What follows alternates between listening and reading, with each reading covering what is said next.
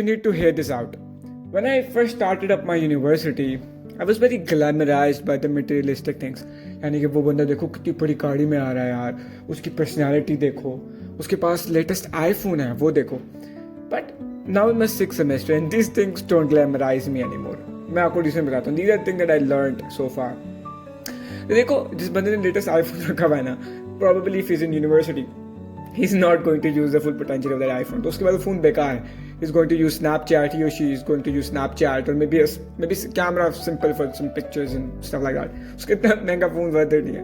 तो इसके बाद मैं आपको एक और चीज़ बताता हूँ. देखिए, when you see someone with an amazing personality, don't be like हर चमकती चीज़ सोना नहीं होती. Sometimes when you actually talk to them और आपको लगता है कि इतना ज़्यादा खूबसूरत और इतना ज़्यादा मतलब personality with an attractive लग रहा था, but when I started talking to him or her, ये क्या है? What is this?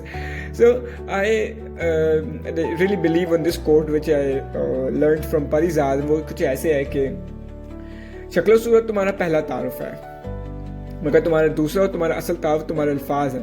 फिर दूसरे तारुफ को इतना मजबूत बना लो कि लोग तुम्हारे पहले तारुफ को भूल जाएं, लफ्ज़ों की सल्तनत के बादशाह बन जाओ. तो that is basically the thing.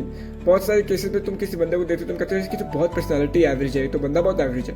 But when you start talking to that person, your perception in your mind just change.